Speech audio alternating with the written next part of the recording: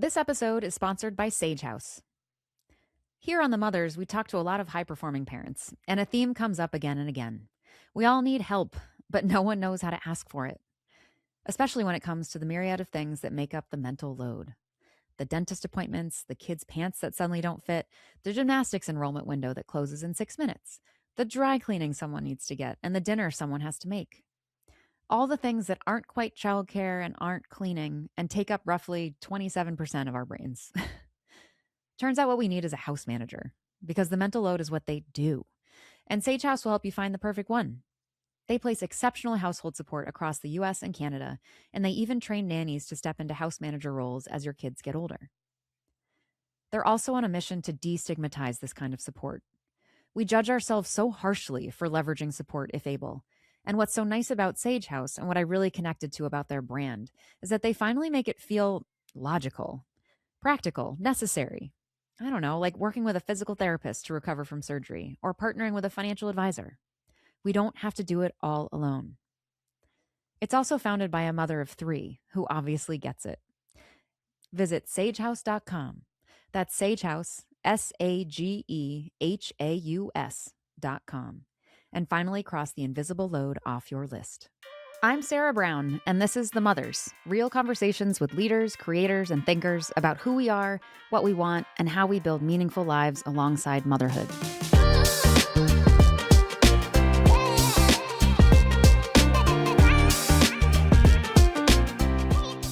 Hello, everyone.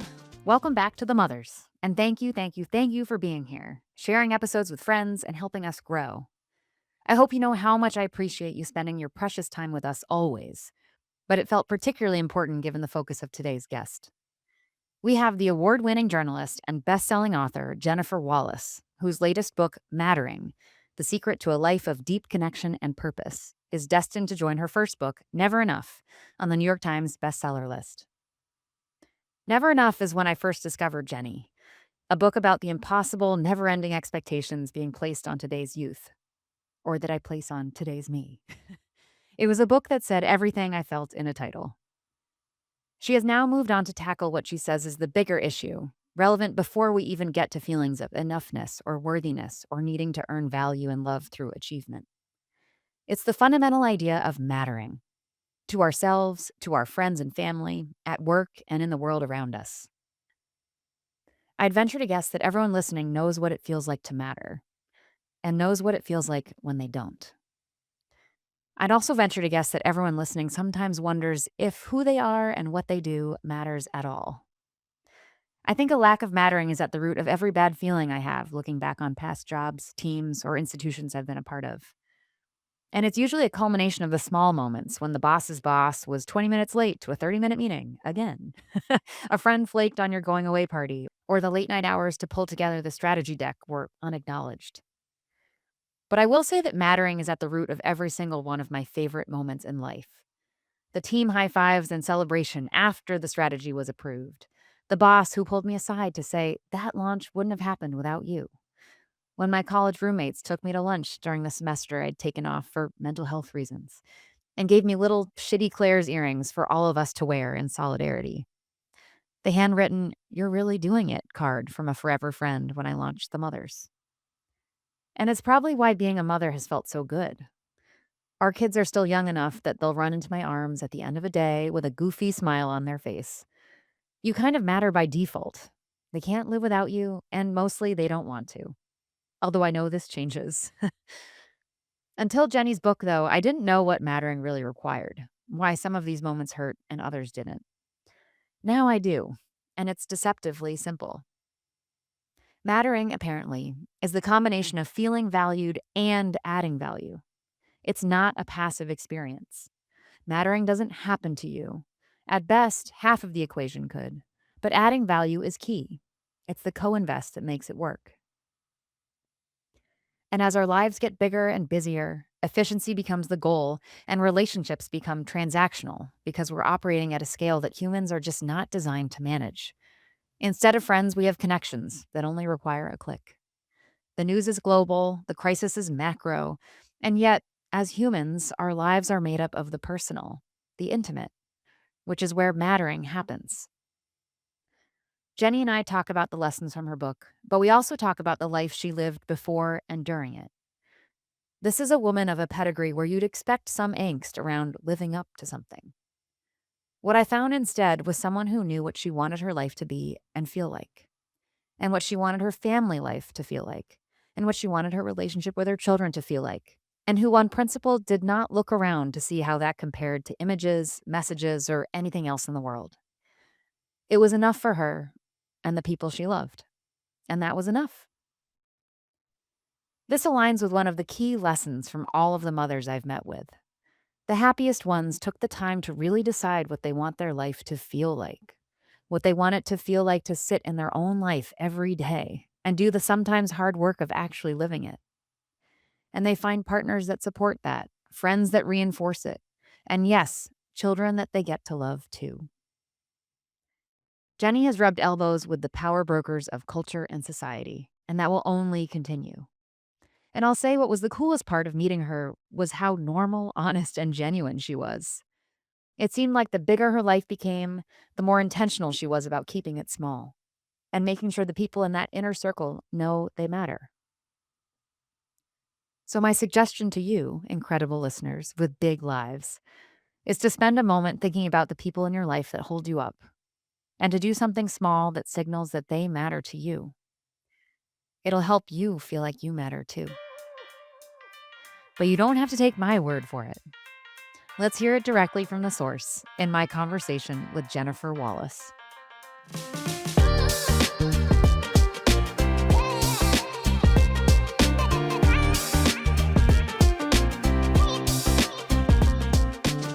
So, first of all, I have long admired you, I have to say. You're Never Enough was a book that I saw and I was like, this was a book I was like, it was such a topic that I was personally feeling and seeing and noting. And I think I come from New England, high achieving, all the expectations, like, suffered through the blessing and curse that is Harvard, like all of these things of like, when are we ever going to be good enough? And then had kids and sort of started seeing them in that way and was very careful or suddenly was noting more about like, let's make sure this is like unconditional love. You're not amazing because of things you do, just because of who you are. All the things that I'm like, I wish I'd felt this. But then I worked at Google for a very long time and worked with Kate Alessi, who is Sarah Benison's sister. Yes. And when Kate's wonderful, and she was sort of my boss / sometimes boss, and we bonded over various things. And then I was at Google for this like 12 years and was sort of at the tail end trying to figure out I need to move into something different and to your latest book, something that matters more to me, and maybe makes me feel like I matter a little bit more. She was very helpful in trying to think about like new things to do. And also occasionally off the cuff would mention the work that Sarah was doing with you. Mm-hmm. So anyways, I just enjoy when there's these small world full circle moments. I appreciate. It is a very small world. Yes. Yes. And congratulations to you on this book and this career. And I'm so curious to hear all about it. The quick context, because I know I shared this over email, but the whole premise of this thing is I'm interested. I've sort of pivoted into something new, but had a long career in tech, was doing all the right things, everything I should be doing. I had 3 kids while I was at Google, and everyone had kids while they were working. It was just kind of what you did. And then, as I mentioned, sort of Google and I maybe grew apart and wanted different things. And I was able to finagle things between my husband and I to like take a leap without knowing exactly what was going to be next. And in that leap landed in much more of the motherhood world, at pickups and drop-offs and, looking around at these women who are doing so much and yet feel so, as comes through in your book, doing important things, but don't feel important themselves. And I had also never realized how much work I was doing while working until I didn't have a job and was still quite busy. And we also had childcare at the time. So there was just a real awakening to what we all do and kind of take for granted. And interestingly, that I think society sort of takes for granted from us, but also maybe we take for granted ourselves. So I was kind of observing all of this and thinking, wow, these are all these rock stars that are, most of us are also probably working and we're doing all this other stuff. And kind of no one gives like a shit about what we're doing. And the story narrative commentary around um, mom life is very much you're just a mom. And then working mother life is very much you're suffering. How the hell are you doing all of this? You must be miserable. Um, and all of it is hard and not entirely untrue, but there are also lots of stories of women that I know that are doing incredible, fulfilling things and wrangling the kids in their own way. And I was kind of just curious about hearing more of those stories of strength and empowerment. And um, what does it mean to these people to be a mother when they also have so many other identities too. And you could probably relate to this. I think most do, but like the idea, once you have kids, you kind of, your own identity kind of falls away. You're either a employee or you're a parent, and like, but there's still Jennifer. Like, Well, I I'll felt tell like there were you, other things on my side. Yeah. it's interesting because I never allowed that to happen to me. Mm, I held on with both hands to my identity as mm-hmm. a friend, as a daughter, as a granddaughter, as a neighbor. Um, and I just wouldn't let it go. Even when I took time off, my husband and I was working at 60 Minutes, then we moved to London with his work and I was freelancing. Yeah. And that's where we had 2 out of 3 of our kids. But even there, I would not succumb, even though I was a full-time primary Yeah. caregiver at home. I just would not allow that to be my only identity. I had the instinct for myself Mm-hmm. that, and I'm not putting down anyone else who wants that identity, Yeah. enjoys that as their primary title. But I felt like if I did lose my identity, that my children would then become my project, Yeah. and that would be an unhealthy enmeshment. Mm-hmm. And so I worked very hard. It wasn't always great. There were moments when you do have to surrender to motherhood. But Yeah. I remember having this debate at one of my college reunions. Actually, it was my husband's college reunion. We went to the same college. And a woman came up to me who had multiple children close in age. And she said, I've just given up. I Mm. actually write about her in Never Enough. Mm-hmm. I've given up. I've surrendered myself under, all of the burdens of caregiving. And one Mm. day I'll be able to go back to it. And I sort of pictured her under like a big pile of clothes and, all of these things. Yeah. And I just wouldn't let myself have it. I wouldn't let myself let go of my dear close friendships. So, Mm-hmm. there are a lot of people who put friends on the back burner Mm-hmm. because that is something that, time is zero sum. Yeah. And so, but it was something that I never allowed myself to do. I Yeah. kept up, and many of my friends don't have children. And so I've actually maintained those relationships. So Mm-hmm. again, not saying that people aren't happy surrendering to motherhood. I know so many people who are, and Mm-hmm. frankly, they might be onto something. But I actively just felt like that was not the right path for me. Yeah, yeah. Well, I want to get into that. If we could set the stage a little bit, I would love to hear you share your version of your story. I know you jumped to some things that I definitely want to ask about. Your move to London, which I picked up from the book, and career pauses a little bit around, or in certain ways around kids. Um, but would love to hear kind of how you tell the story of how you've reached where you are today. And any through lines that might pop for you, and then we can scrutinize it together. So are we looking career? Are we thinking career? Largely, well, career self. I mean, I think that to your point of kind of where identity, I'm really curious. It's a very intentional effort to say, I'm not going to let go of who I am. So I think kind of the elements of your past that contribute to who you are, which is a blend of all the things, I think that would be really, really interesting. Um, so the story that I tell about myself, it's interesting. Hmm. I'm sure that story is constantly being rewritten in my head. Yes. But the story that I tell myself is that I was raised by parents who gave me freedom to be who I was. And Hmm. even if they didn't always agree with my career choices or things like that. They gave me the freedom to try things, to fail. I always felt like I had an emotional safety net with them, Mhm. and so I could fail. But when I graduated college, I worked with Ved Mehta, Mm. who was a blind writer at the New Yorker, helping him. I worked in the New Yorker offices, but I also worked in his home. And Mhm. he really taught me how to be a writer in a way that Mm. college doesn't.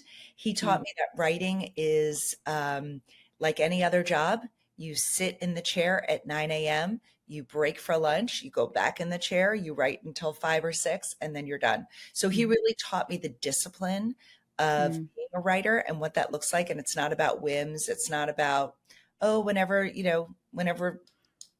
genius, or Strikes. motivation Yes. strikes, it's a job. And Mhm. um, and then I went into book publishing. I was a young editor at Doubleday, and the pace was too slow for me. So moved over to TV news, worked at 60 Minutes Mm. for 7, 8 years, moved to London with my husband, freelanced there, Mhm. had 2 out of 3 of our kids there, moved back, and then and had taken a real pause in my work when my kids were young. I had 2 kids really close in age, 20 months apart. And then I had Mhm. a third child, 2 years, 9 months. So still close. Wow, yeah. And so I took time off. My husband travels a lot. So then around age 7 of taking my career pause, I got the itch to go back to work. Mhm. And it was my girlfriends who had stayed in the workplace that really pulled me up the ladder with them.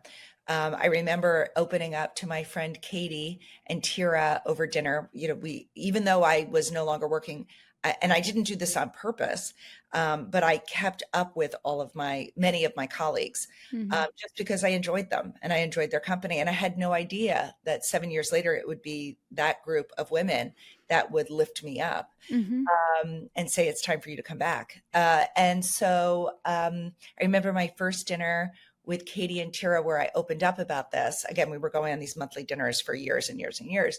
I said I want to go back to work. And so Katie said, okay, then we're going to hold you accountable to that.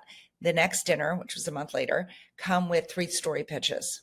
Then the Mhm. next month, let's figure out where we're going to send those pitches out. And she mentored me. She was still at 60 Minutes. She was a senior producer there.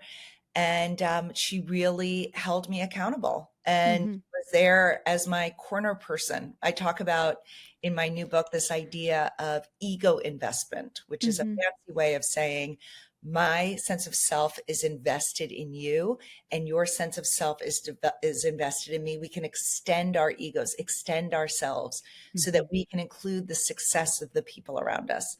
Yeah. And I just feel very lucky that I had, the narrative about women that we're cutthroat and we're competitive I have never experienced it. I think that narrative maybe was true when there were very few positions open to women and Mhm. very few women working. And so there was this scarcity, zero sum mindset. I have Mhm. yet to see it today. It is my Yeah. women that have lifted me up. Yeah. Well, I loved that moment in your book. And I totally agree. I think we need all the counter stories that prove the alternative. What I also really liked in that moment, you talked about how this idea of asking for help, which is a theme that we've gotten into with all of our guests, unintentionally. But in this moment, you described sort of a fear of opening up to say, maybe I want to go back to work because maybe it might mean I can't do it, or maybe it might acknowledge some level of shame that I stepped away. Like there's a lot that holds us, which I think a lot of that were there's a lot of self expectation and pride maybe that we think by opening up to that, opening up with that ask kind of breaks that in some way. But tell me firsthand what that was like, because I very much feel that way and I Yes. need to get over myself.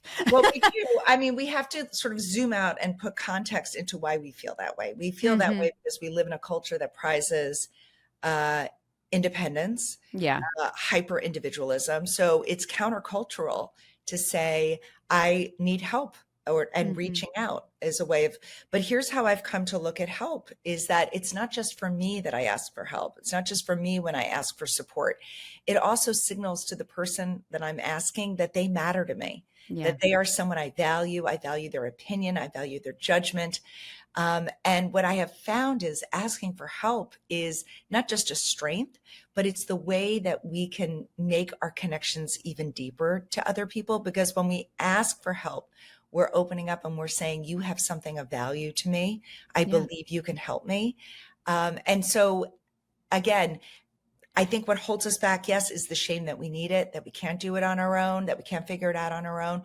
Also, the shame, it's understandable that maybe it's too much of a burden on our friends. We Mhm. women are tasked with being one household villages, and Mhm. so asking somebody for help is asking could you could feel like you're going to tip them over. And so what I Mhm. have found in the asking for help is to not just ask for this wide net of, oh, I want help, but instead to be really specific in your ask, because that's how people know that they can help you. If it's something Yes. specific, if it's, something that has sort of a time, it's when you think about it, I haven't thought about this before, but it's almost like those SMART goals that Mhm. Oh, yeah. people talk about, right? Yep. Something that's a goal that's really specific, time sensitive, and Measurable. This was measurable, nailed like hit over the head at Google. We were always SMART right? goals. Yes. But and so I Yeah. think asking for help in that way is helpful. Just Yeah. saying, just going to somebody and saying, oh, I think I want to go back to work, but I don't know what. That's fine to open the door, but they can't help you figure it out for yourself. You have Yeah. to figure that out. Uh, Yeah. you can ask them their story. You can ask them how they're experiencing work. But asking somebody else to do the emotional work for you, it's not going to work. You have to do Mhm. the emotional work, figure out what you want, and then get specific about what you want. Yes. This idea, the figuring out what you want is might be my North Star.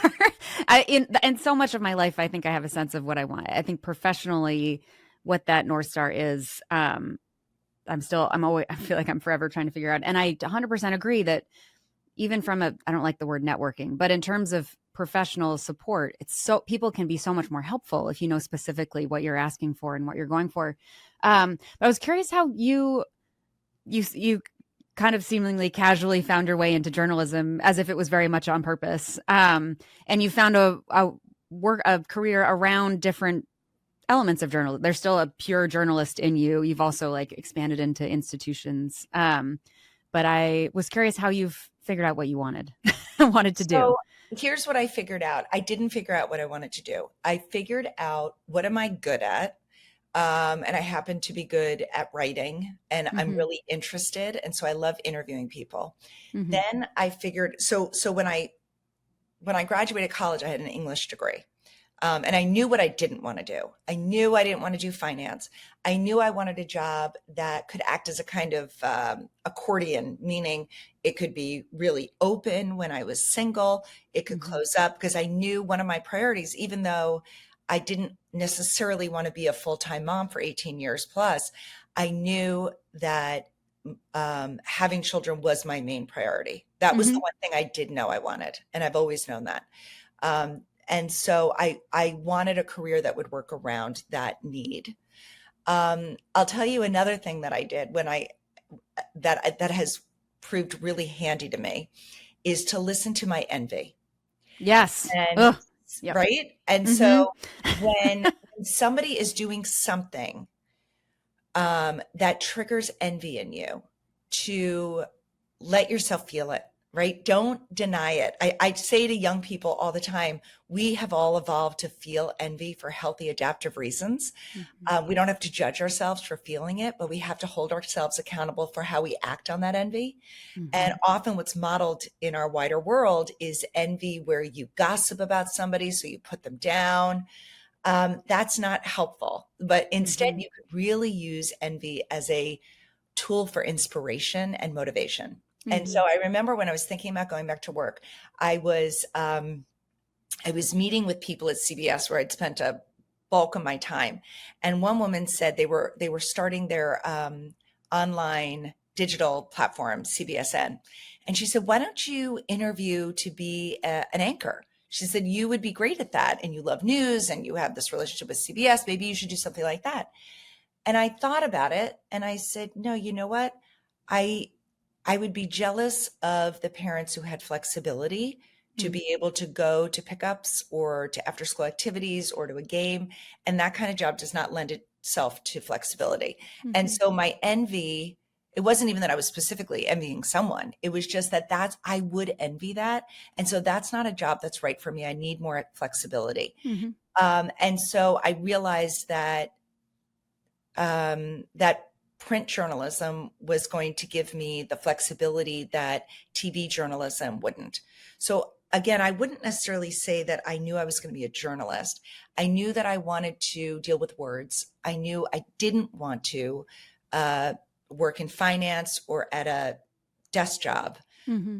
And so writing was something I was good at. Interviewing was something I was good at and enjoyed. And so that's Mm-hmm. what I pursued.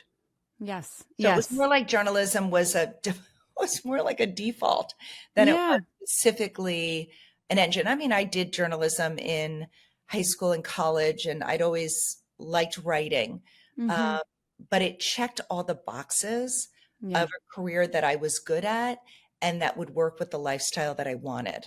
Yeah, I think that knowing how what your broader life, what you want that life to look like, and what you want your day to day to look like, and then what kind of work sort of fits in there and is sustaining, I think is a really important way to think about it. I wanted to go back a little bit to the identity piece that you mentioned, and it often relates to work, but doesn't have to. Where you were saying how in these sort of ins and outs of working and taking on different roles in the family and outside of the family, you said, I wouldn't let myself become a mother as my leading identity. I was also curious how you felt when you went from being a working partner and then you moved to London and you're sort of one could default to like, I'm the wife. Right. These Right. are all my own anxieties. I'm just projecting onto you. Um, how do you, and you're so wonderfully defiant about like, I'm just not going to let that happen. And I'm sure it's not easy, but like, what was in practice, what were I don't know, did you have mantras? Did you write something on the wall to remember I am more than this? But yeah, how do you do that? So in practice, I was really deliberate about the different domains of my life. So my family caregiving role was really front and center. I mean, Mm-hmm. it was front and center. I was the primary caregiver. We had help 2 hours a week on a Thursday Mm-hmm. afternoon, Mm-hmm. and so I was the primary caregiver. When my son napped, well, first of all, I took my son on the road with me everywhere. I Mm-hmm. wanted to give myself a degree in art and decorative arts. Mm-hmm. I did not go to grad school for that, but instead I self taught. And Mm-hmm. he went in, we had a little Volkswagen Golf that was so small and was so perfect because I could fit into any spot in London. Mm-hmm. He and I would spend 3 to 4 days a week on the road, driving through the English countryside, going to auction houses, learning about decorative arts, learning about Mm-hmm. art. And so in those 3 years that I was in London, I did that. So I made that a job for myself. And it became this wonderfully rich hobby for me. Like it's just Mm-hmm. something that I really love to study. And so anyway, I gave myself almost like a master's in that. And I took my life on the road with Mm-hmm. him. When my daughter came on the scene, 20 months later, I still did it. We still we Mm-hmm. traveled. We took them everywhere with us. Um, I just wouldn't give up my wanderlust, Yeah. and then when we moved back, I threw myself into, I was still not working yet. My kids were in preschool, but it wasn't a full day. Mm-hmm. So I then became a board member for a nonprofit. Mm-hmm.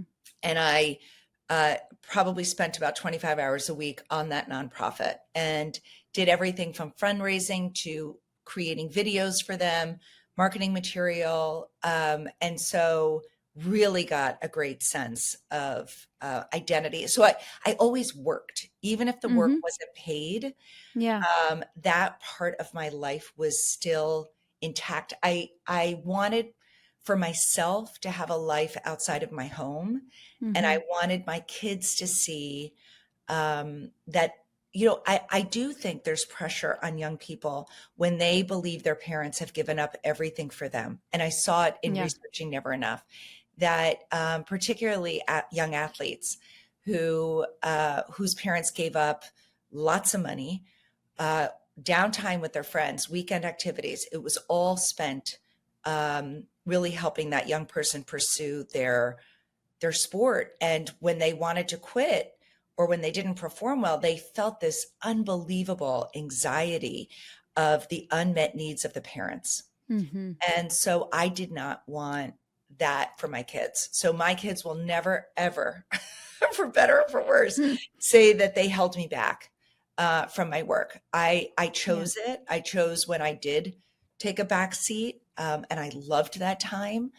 But they never held me back from developing. I'll also say, because I don't want to come off as saying, having your identity as a full time caregiver, I think that's very worthy. And what I will tell you is, Eric Erickson is a developmental psychologist. He has since passed away, but years ago, but he talks about the importance of adult development. So we talk so much about the development of our children, but we are developing so much in the raising of our kids. I think Mhm. I have become such a better person because of my parenting, that I have had to develop my own regulation skills, really become, uh, not every day, but as much as I can, my best self, so Mhm. that I can model that for my kids. So you can do that whether you are in the home or out of the home. We are constantly developing. And to me, that is the greatest gift you can give a child, is to not get stagnant, but Mhm. instead to continue to develop Yeah. Yeah. through your Did you did you have role models in that? Like you seem to have a very grounded sense of what a life like what life would look like with children. I'm curious if that was informed by I other had models. I mean, my mother worked, she took time off when my sister and I were little, and then she went back Mhm. to work teaching. So Mhm. she had flexibility in her role after school and in the summer months. Um, I think I've taken bits and pieces of everyone I meet to make some sort of mosaic. Mhm. And I would tell you that I think mosaic is the right image, because it's got a lot of cracks. Mhm. It is not a shiny. So, when friends see me on the street, particularly when I am in sort of very busy season, they're like, "How are you doing it?" I'm like, "Duct tape. It's Yeah. all duct tape. Nothing is perfectly glued together. There's so much duct tape involved." And I will say, it is my friends that help me through it. It's Yeah. my friends. I mean, Yeah. my husband too. He's a wonderful source of support. And without his support, I couldn't have done this. Yeah. He took and he works full time. He took really long stretches of being the lead parent. Mhm. And I do love that he models this for the young people that he mentors and works with. Yeah. He is in many ways has become another lead parent, so Mm. that I can do this. Yeah, yeah. I do you mentioned this in the book too, but the idea of taking turns around things I think is really important, that we aren't, the roles that we have when we arrive in a marriage are not necessarily the roles we need to maintain the entire time. Someone can step forward and others can step back, and that can also all be fine. This isn't like a permanent experience. Um, that's wonderful.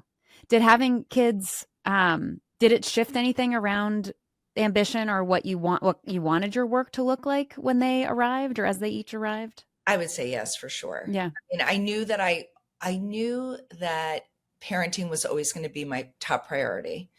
I had a feeling I was going to try my very best to take time off.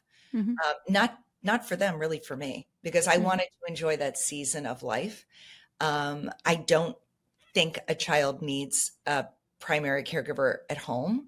Mhm. I think that that a young child's needs can be met and should be met by a variety of people. That shouldn't just be on the caregiver. Mhm. Um, but selfishly, I wanted to be home. I wanted to be with them. Yeah.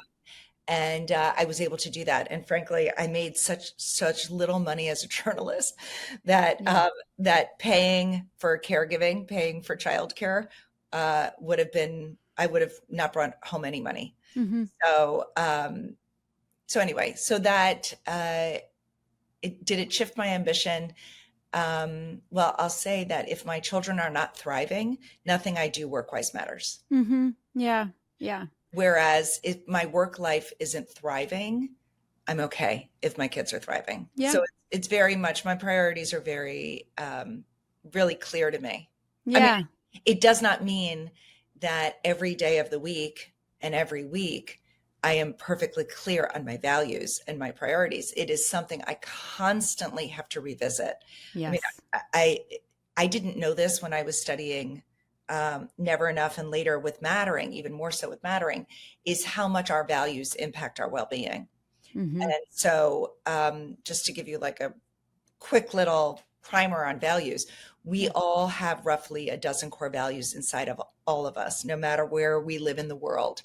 And researchers divide them into extrinsic values and intrinsic values. And intrinsic values are things like wanting to be pro-social, a good neighbor, to grow emotionally and spiritually as a person, to develop in healthy ways. Extrinsic values are things like wanting the great title, the materialistic goals, a certain image, popularity. And values operate like a zero-sum game. So the more time you spend pursuing extrinsic goals like wanting the big title or the best-selling book, etc., the less time you have in your life for pursuing the intrinsic ones. And it matters because extrinsic values are linked with negative mental health and Mhm. substance abuse disorder, whereas intrinsic values are linked with the well-being we want for ourselves. And so there are definitely moments when my extrinsic values are activated. Mhm. And it's true of anybody. We live in a very materialistic world. Um, even just things on Instagram can activate our extrinsic values. And so we have Mhm. to be very clear almost every day in coming back to what we value most, so that I'm not saying don't have extrinsic goals. I'm just saying balance them with your intrinsic values if you want to Yeah. stay healthy. I that occurred to me when we were talking about the idea of listen to your envy, because I was also at the time I was like, I think there's some things that I'm envious of that really hit more of this extrinsic side of things, where I'm envious that they have that big trophy or they have that big job or they have that big title, but like, is that really what I want? Is that aligned to an intrinsic value? So yeah, I think we have to double click on our reactions, I guess, and go a little bit deeper. um Beautiful. Really quickly, the point on friends, because we've had other, again, some actually many journalists too, but various folks on here have said that through the child rearing process, friendships are the thing that sort of took the back burner, and regretfully so. But then once their kids were older and potentially moving on to college, then they could reinvest in friendships. But you've made a very intentional effort to maintain those throughout.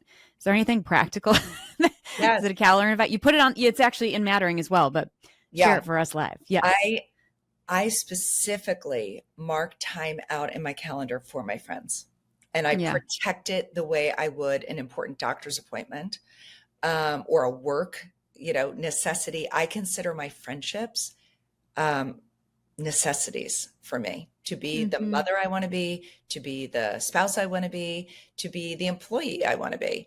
Mm-hmm. With my friends, so we're told. I say this in both books that we're told as caregivers to put our oxygen mask on first, Mm-hmm. but friends are the oxygen. Mm-hmm. So that is the oxygen. We are often told, oh, you could be resilient in your own self-reliance. You can download a meditation app, you can soak in a bubble bath, light a candle, whatever it is, Mm-hmm. work out. Those are necessary, great stress reducers. And I'm not saying don't do those things. Enjoy those things. Enjoy that pampering. Mm-hmm.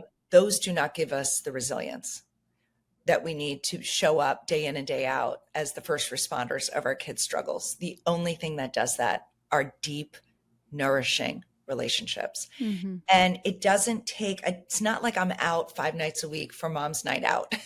Yeah. I am at least once a week. And I mean, I would say more than that for sure.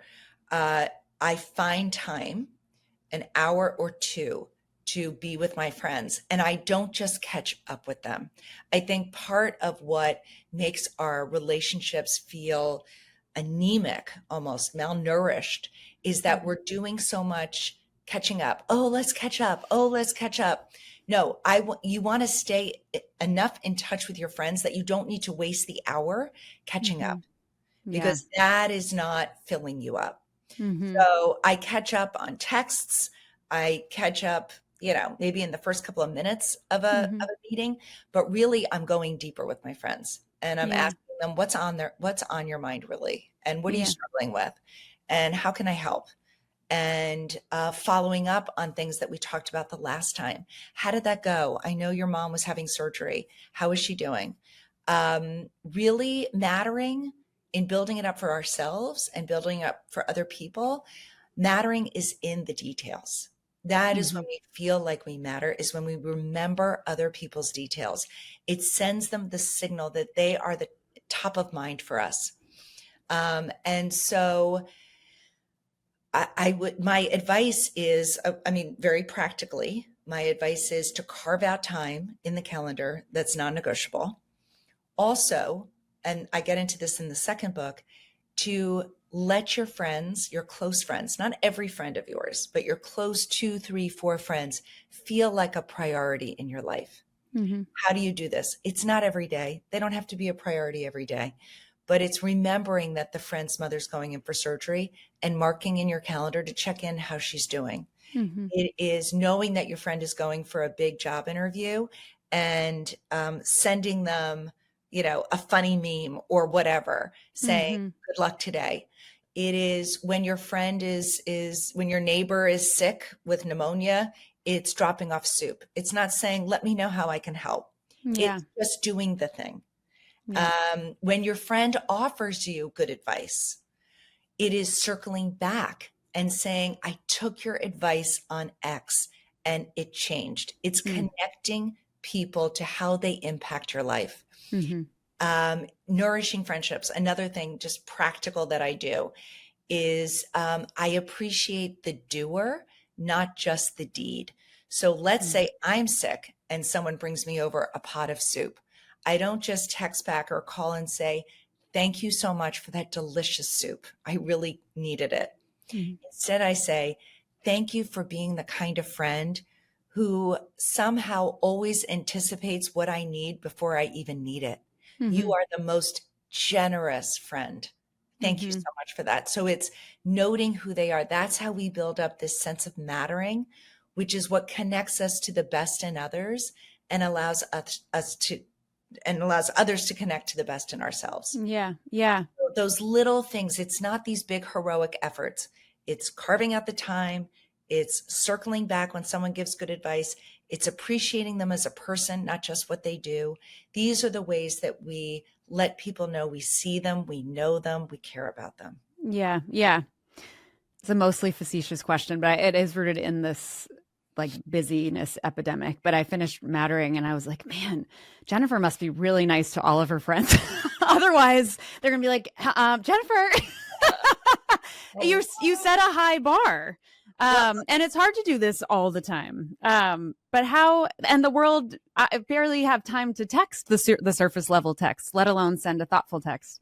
So we were up against a lot, which is potentially a perception more than a reality. But I feel like, and to the premise of Mattering, it's like a muscle that we're losing, but I think we're losing the dopamine hit, which is deeper than that. But like, we have to remember that it actually feels good to do these things. I think you talk about it in the idea of the isolation piece and people, bailing on plans and not going out to dinner and forgetting that it actually feels really good to be there. And then also feeling on the flip side, how awful it feels when people bail. Yes. But how do you maintain, like everything says you don't have time to do this. So How do I'll you, tell it's you, a set shift. so two things that I do. One is I am really intentional about how I spend my week.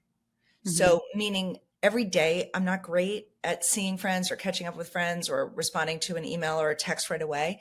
But over the course of a week, I am Hmm. very intentional about it. So I balance my extrinsic goals with Hmm. my intrinsic ones. Um, what else? I was also, hold on, I was thinking about, oh, I know.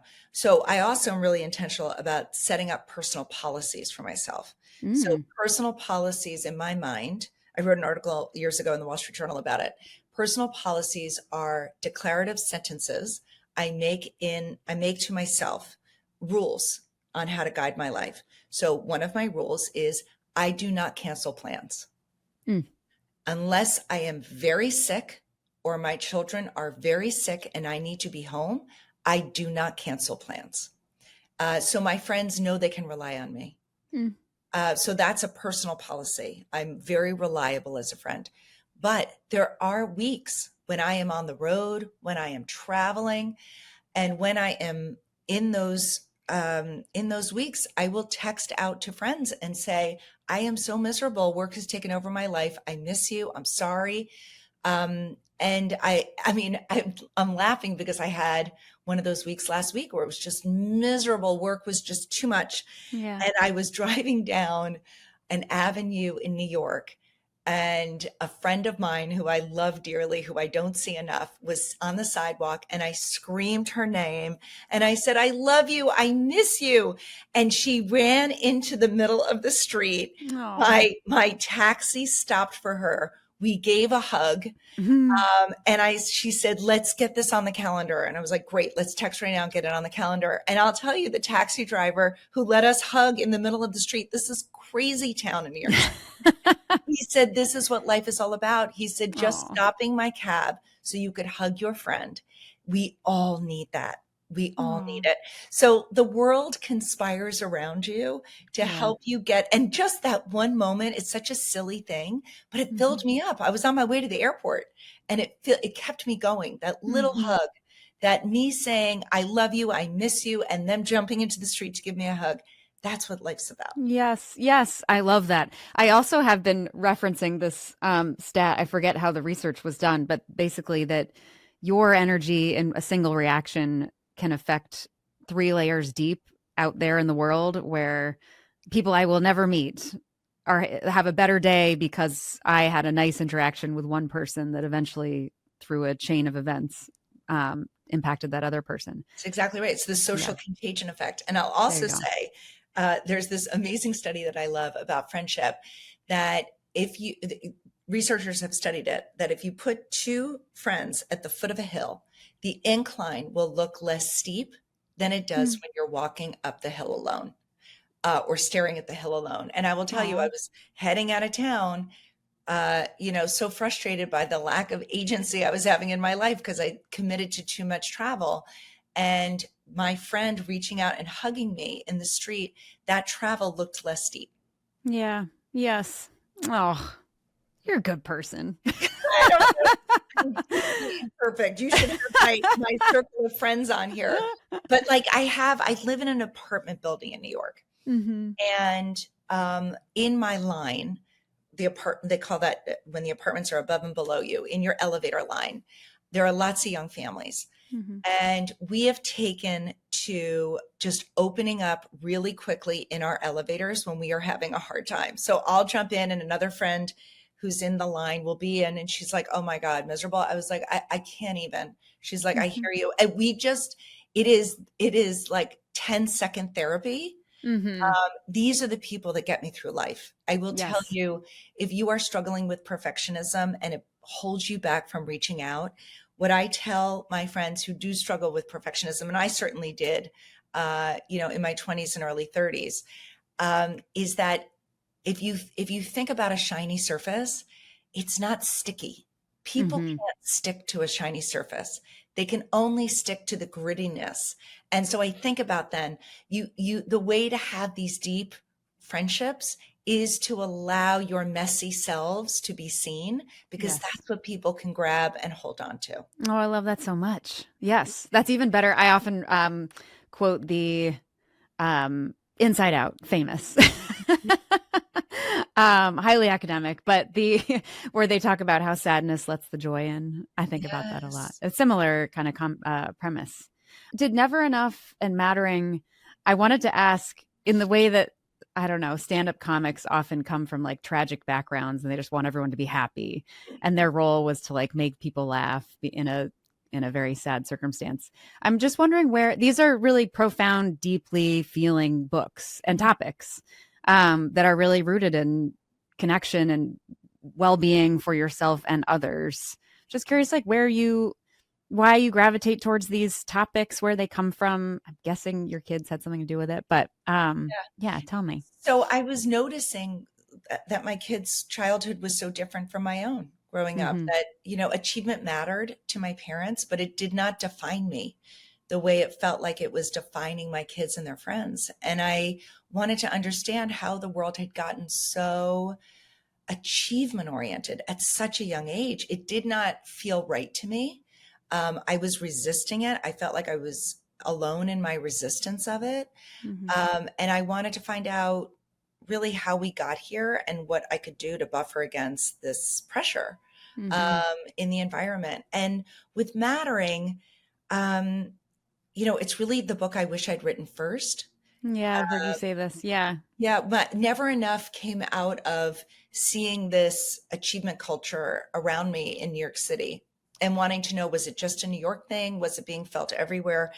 But matter. And so the solution to Never Enough is this idea of mattering, is Yeah. unconditional worth and knowing you have worth to give the world. And so many parents I interviewed for the book told me they felt like they didn't matter, Mm-hmm. that they didn't know their neighbors, that their friendships had hollowed out because they hadn't invested in them, that they were working at jobs where they felt like they could be replaced at any time, that they didn't feel valued at work. And so they were really depleted and they were exhausted. And so that book, that Mattering book, was really about how to rebuild mattering in a world that tells you you have to earn it, you Mm-hmm. have to achieve something to matter. Mattering is really a countercultural message, but a true message that we are all here. Whether you are religious or spiritual, you are here on this earth for a reason. You Mm-hmm. are here, you matter, and you have value to give. Mm-hmm. And so it's reconnecting to that. That is what gives us the resilience. So the Mattering book really grew out of my research, out of Never Enough, but also I was raised Catholic. I don't go to church as often as sometimes I wish I did. I pulled away from the Catholic Church because of some of the political issues Mm-hmm. around Catholicism in college. The idea that people who loved people in homosexual relationships was not recognized, in the 90s. And I just couldn't take part in a church that would leave out some of my dearest friends. And Mm-hmm. so that's when I pulled away.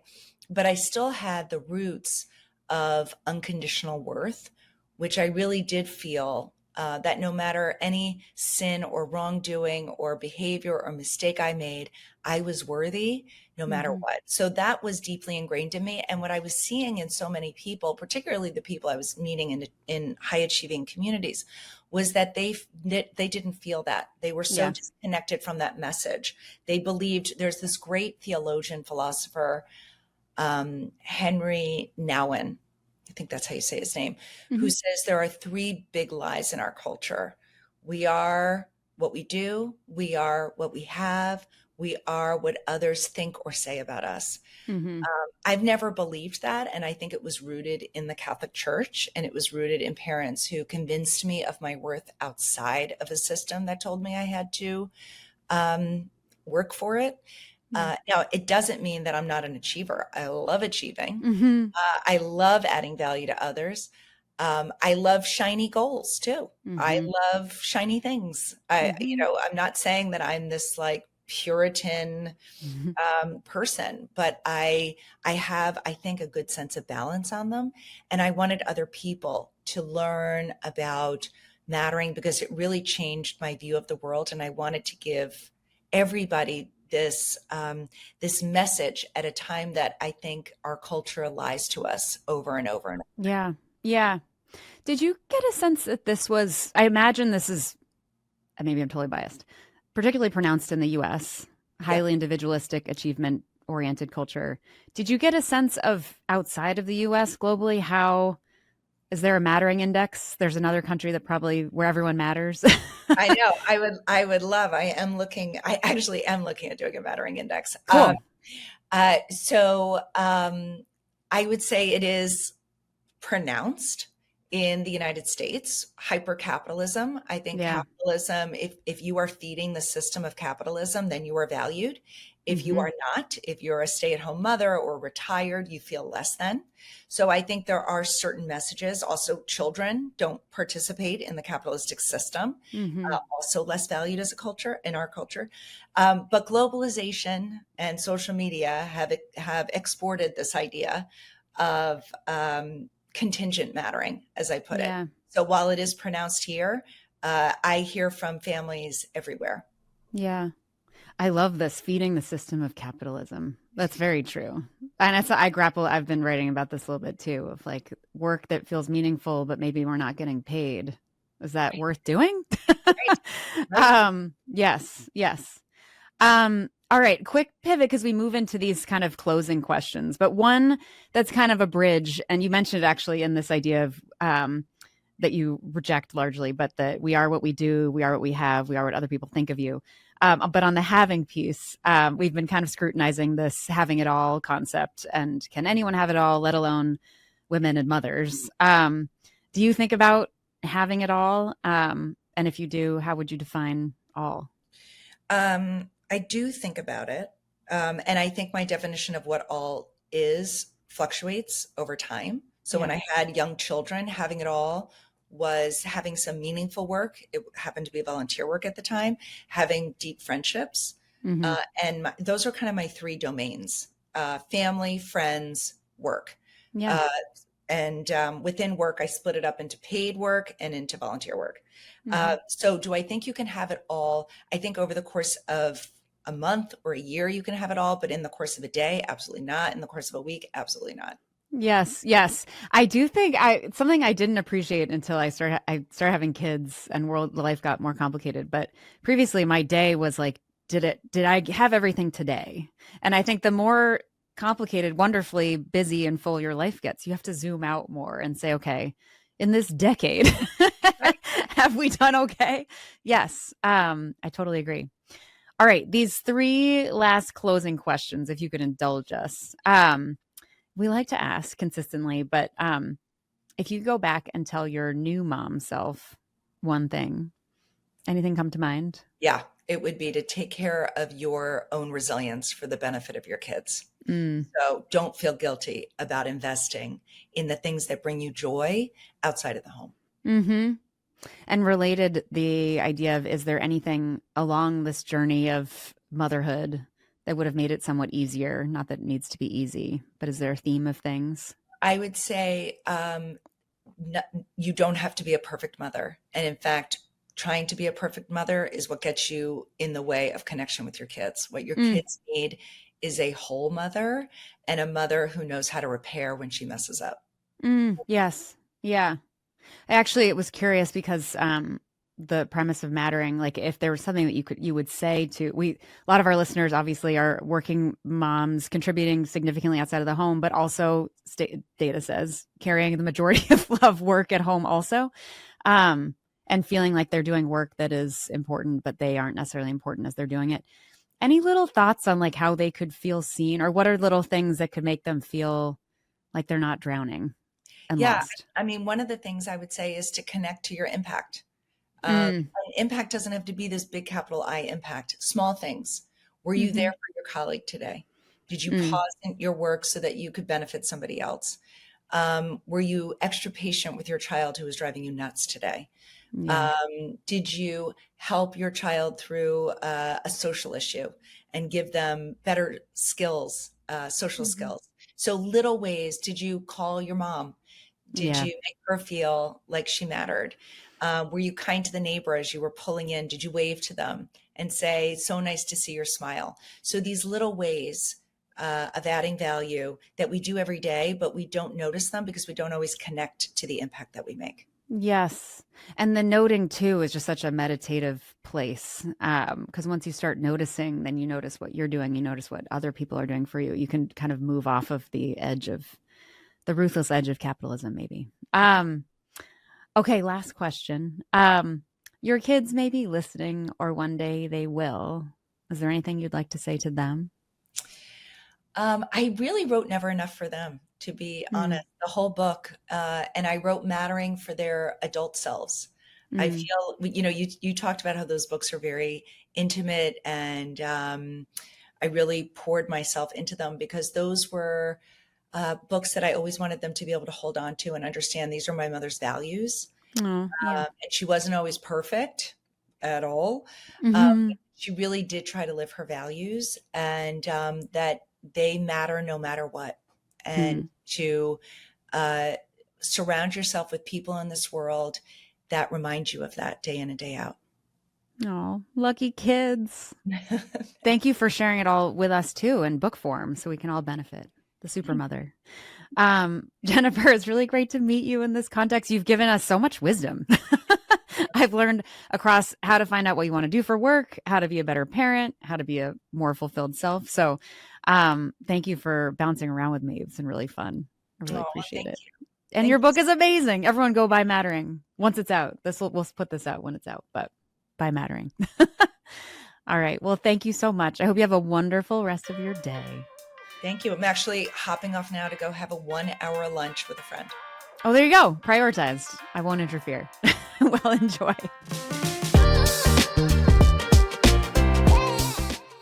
Oh my gosh, Jennifer was the best. V, I'm coming for you with so much wisdom. Hold on one sec.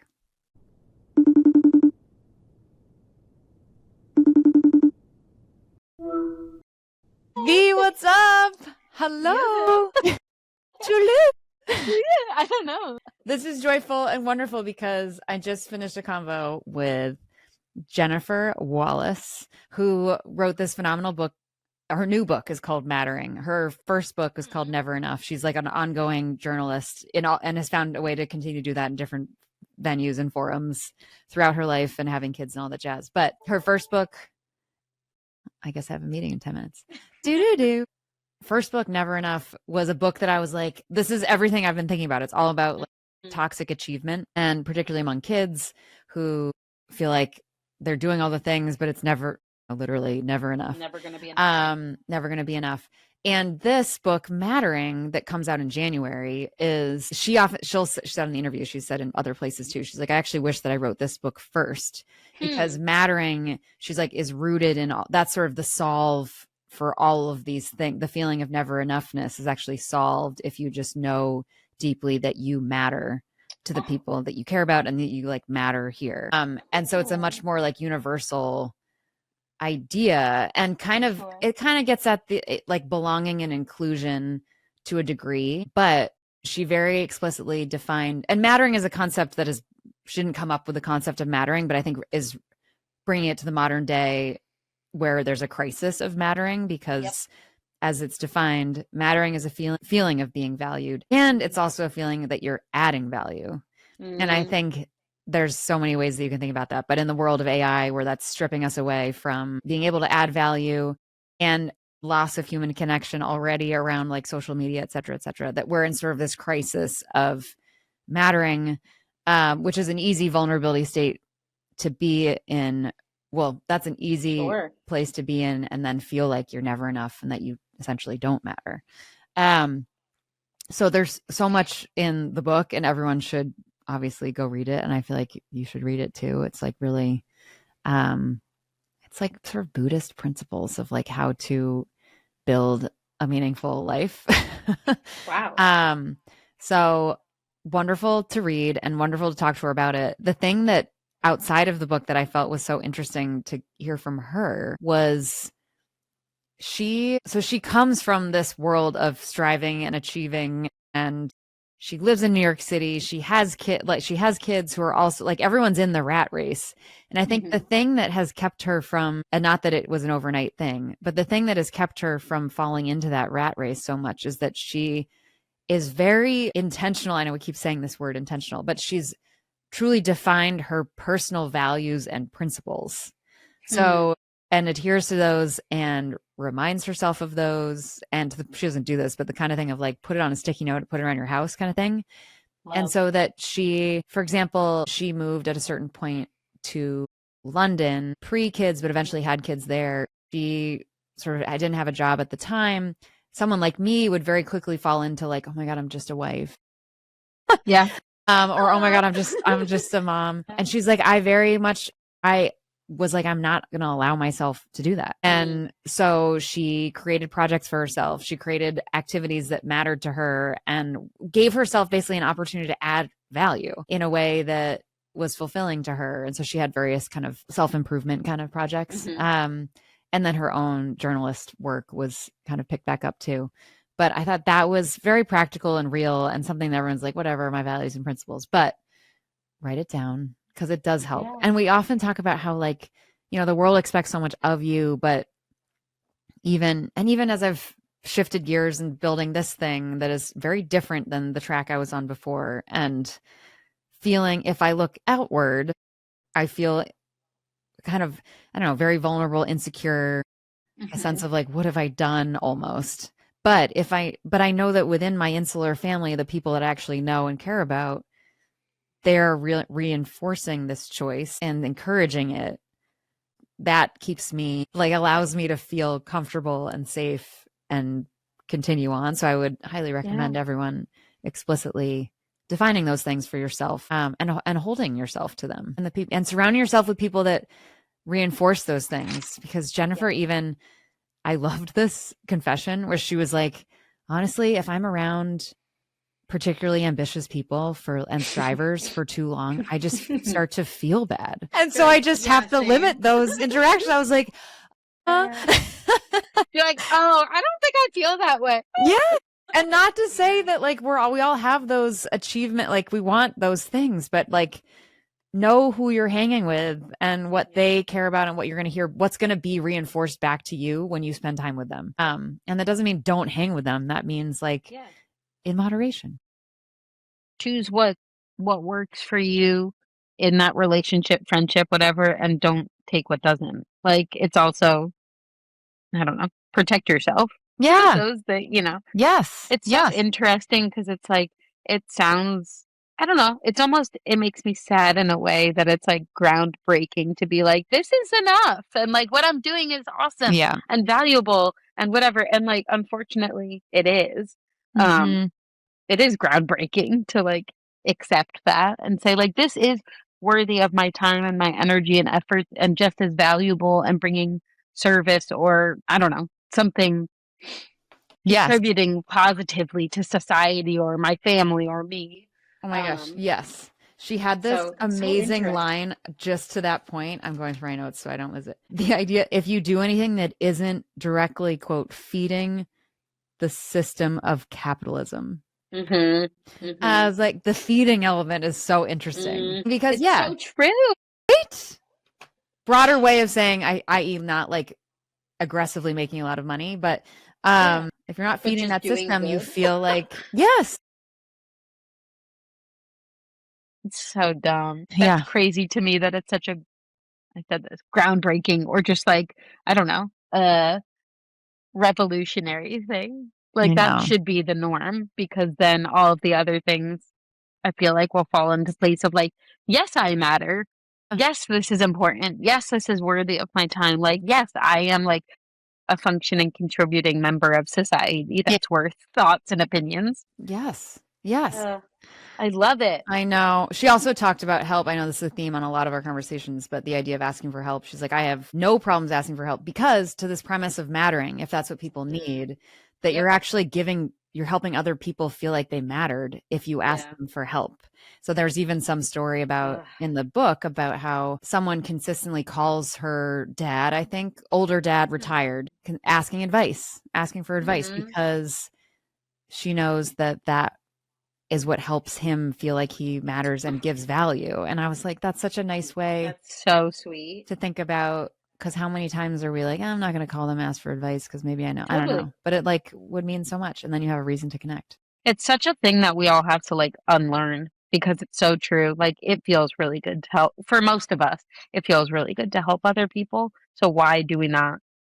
Like if you can't do it for yourself, do it for someone else. Yeah. You know? If you can't ask for help for you, do it for them. Do it for someone else. Yeah. Yes. But yes.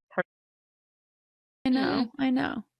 And I'll have to say, I think for my joy from this convo was really so joyful that I built a thing that gave me an excuse to talk to Jennifer Wallace, this person that I admired her book, the first Never Enough, when it came out. I don't even know, 8-10 years ago.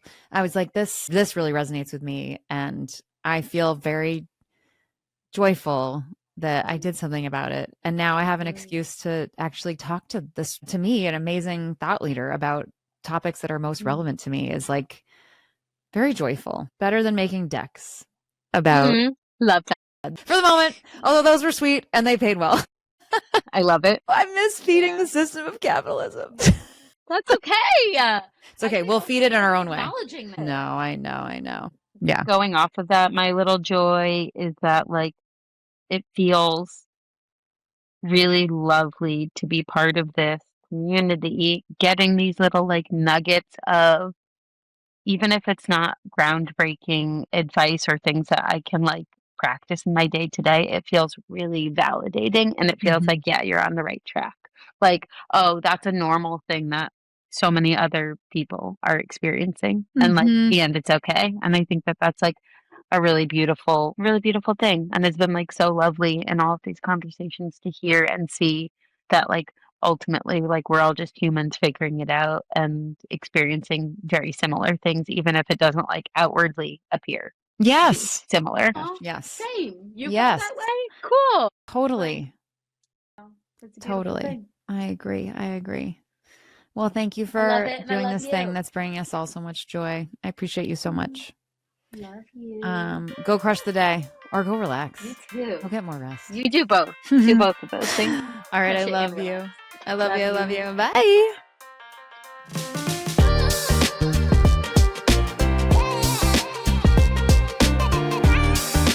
Thank you so much for joining us.